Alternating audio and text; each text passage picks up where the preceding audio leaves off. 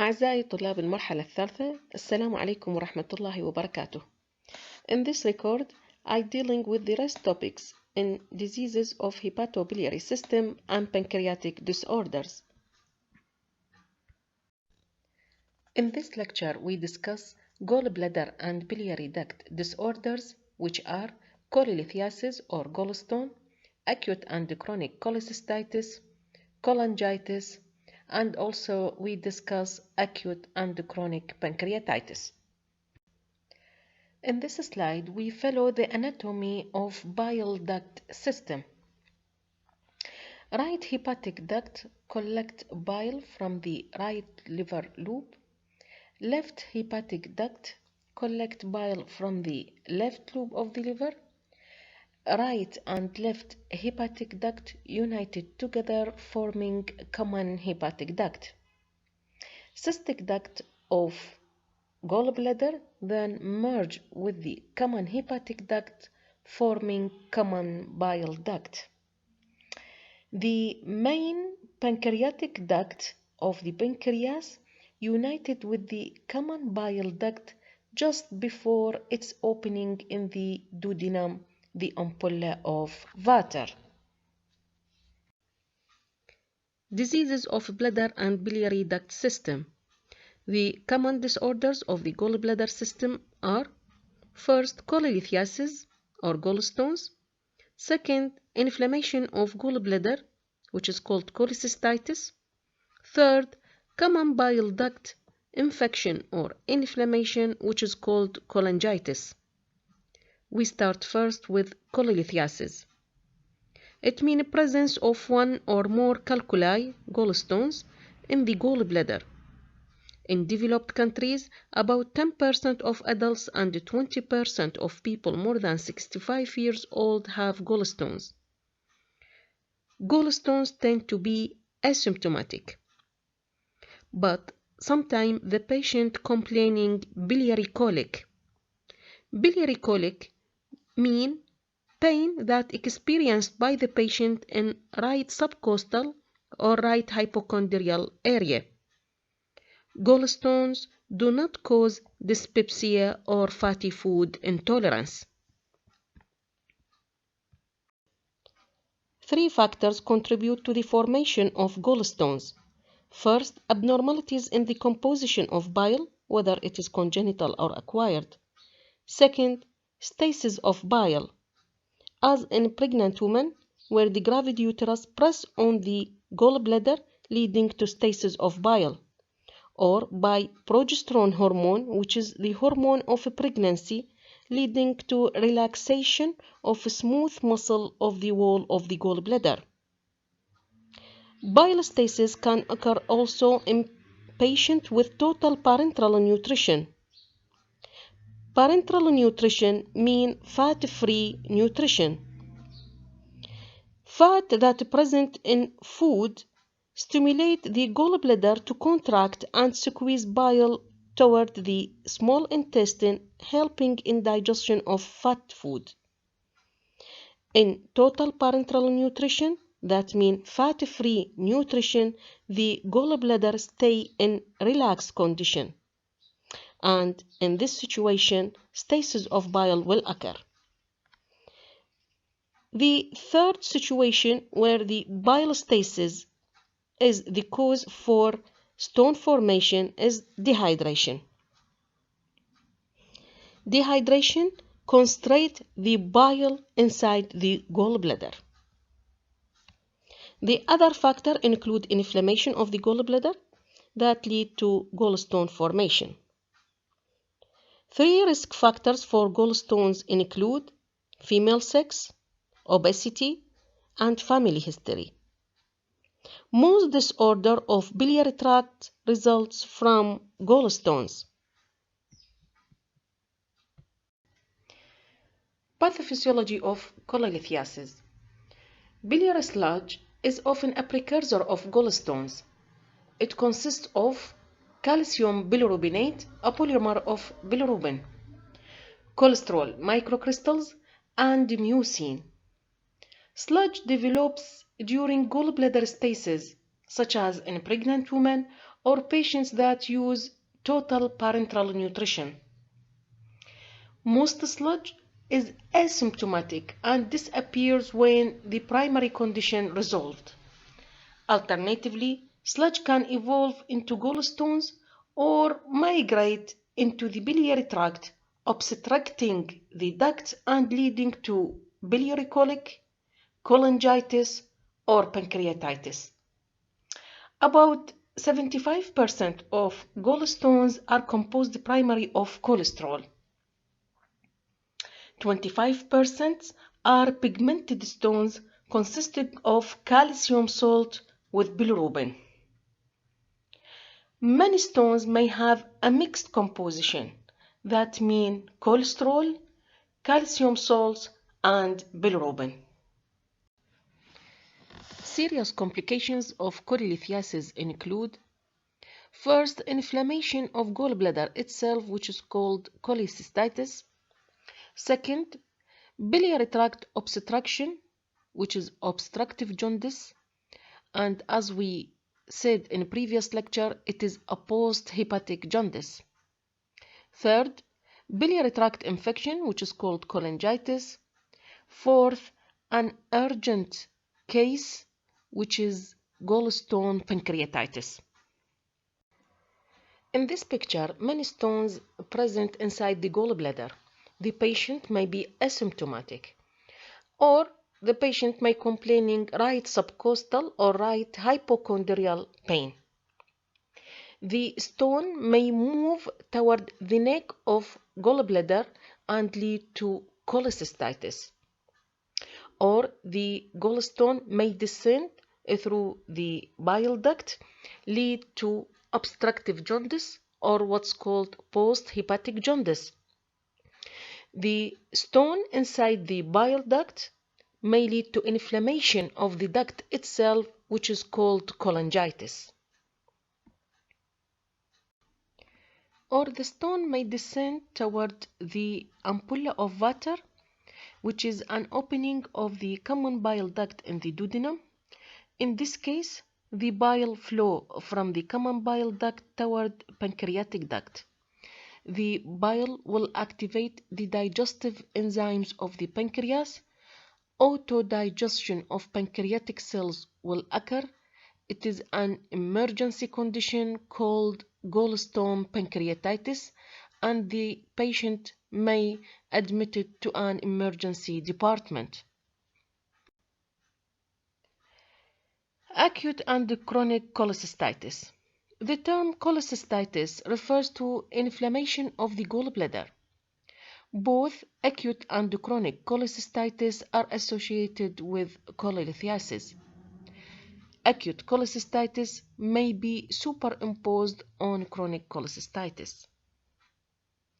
First, we start with acute cholecystitis. It is an acute inflammation of the gallbladder wall along with mucosal swelling and ischemia resulting from venous congestion and lymphatic stasis. The gallbladder usually is markedly distended, and bacterial infections may arise secondary to the ischemia and chemical irritation. We have two types of acute cholecystitis. First, acute calculous cholecystitis referred to acute inflammation of gallbladder that contains stones and is precipitated by obstruction of gallbladder neck or cystic duct. It is the most common complication of gallstones and the most common reason for an emergency cholecystectomy. The second is acute acalculous cholecystitis, referred to acute inflammation of gallbladder without stones. Occur in about 10% only, and the patients are usually seriously ill. That's in case of severe trauma, major surgery, burn, septicemia. In these cases, dehydration, bile stasis, and sludging is the main cause.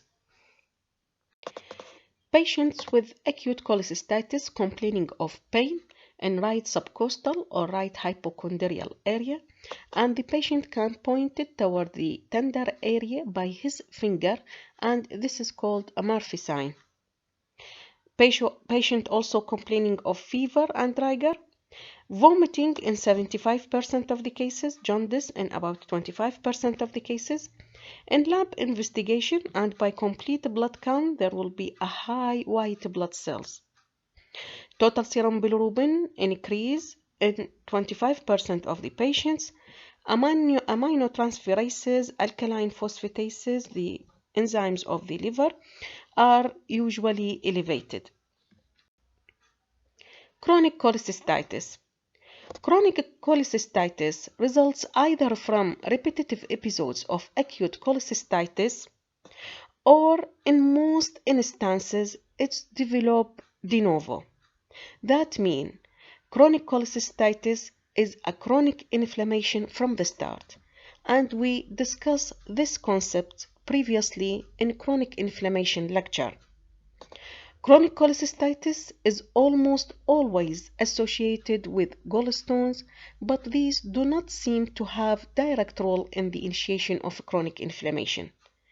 It's believed that supersaturation of bile predisposed to both chronic inflammation and stone formation. Acute pancreatitis. It represents an inflammation of pancreas that ranges from a mild self-limited disease consisting of inflammation and interstitial edema to an acute hemorrhagic pancreatitis that is associated with massive necrosis of tissue. This type of inflammation can occur in gallstone pancreatitis, stone that obstruct or impacted in ampulla of water. Acute hemorrhagic pancreatitis is a severe, life-threatening disorder associated with the escape of activated pancreatic enzymes into the pancreas and surrounding tissues. The most common three causes are idiopathic. It is in 25% of the cases, the acute pancreatitis is idiopathic. Gallstone pancreatitis, alcohol abuse. These are three most common causes. The other causes for acute pancreatitis: non-gallstone obstruction of pancreatic duct, either by tumor or sometimes by spasm of the sphincter itself. Drugs like thiazide and furosemide diuretics, trauma by accident or during surgery. In this case, it is iatrogenic by the surgeon. Others like metabolic disorder, ischemia, and infection, especially viral mump infection. Pathogenesis of acute pancreatitis. As we know, pancreas has an exocrine and endocrine glands. Exocrine glands responsible for secretion of digestive enzymes like amylase, lipase, protease. These enzymes are stored in pancreas and secreted into the duodenal lumen as inactive proenzymes forms. When these enzymes activated inside the pancreas, they will digest the pancreatic tissue. So the main pathologic picture of acute pancreatitis is autodigestion of pancreatic substances or cells by pancreatic enzymes. Trypsin, which is the main proteolytic enzyme that's secreted by pancreas, have central role because it activates other enzymes, lipases and elastases enzymes, and in the same time activate kinin and factor 12, which in turn activate complement and clotic system. So there will be necrosis for pancreatic cells and aggressive immune reaction. Pancreatic duct obstruction, allowing accumulation of an enzyme-rich interstitial fluid that causes tissue injury and compromising the blood flow and the blood supply of the pancreas. In case of alcoholic pancreatitis, the condition is different, that alcohol has a direct toxic effect on pancreatic cells, and alcohol consumption leads to contraction of sphincter of Oddi. And when the sphincter of Oddi contracted, bile will flow toward the pancreatic duct and activation of pancreatic enzymes will occur. Clinical features for the patients with acute pancreatitis: there will be a severe epigastric and abdominal pain that radiate to the back, tachycardia, hypotension, cool and clammy skin, fever often high. Signs of hypocalcemia may develop, probably as a result of precipitation of serum calcium in the areas of fat necrosis. Shock may develop due to electrolyte disturbance, increased vascular permeability, and loss of blood. Lab findings. How can we diagnose patients with acute pancreatitis? First, hypocalcemia can occur in approximately 25% of the patients. Amylase, it is one of digestive enzymes that's secreted by exocrine glands of the pancreas. So total serum amylase is the test used most frequently in the diagnosis of acute pancreatitis. Serum amylase level increase within the first 24 hours after onset of symptoms and remain elevated for about 3 days. Serum lipase level also increased during the first 24 hours to 48 hours and remain elevated for about 2 weeks. Chronic pancreatitis. It is a disease of exocrine pancreas and is characterized by long-standing inflammation and fibrosis with destruction of exocrine pancreas. But in the latest stage, the islets also destructed. That means the endocrine glands also have been lost. So the patient may present with signs of malabsorption in early stages of chronic pancreatitis, which include weight loss and steatorrhea. But in later stages, the patient may present with signs and symptoms of diabetes mellitus, that mean the endocrine cells also have been destructed. Causes. Chronic alcoholism is the most common cause for chronic pancreatitis. Long-standing pancreatic duct obstruction, whether by pseudocyst, by stone, by neoplasm, also may cause chronic pancreatitis. There will be what's called tropical pancreatitis that's seen in Africa and Asia and attributed to malnutrition. Hereditary pancreatitis due to mutation in genes encoding for trypsin inhibitors. Thank you very much.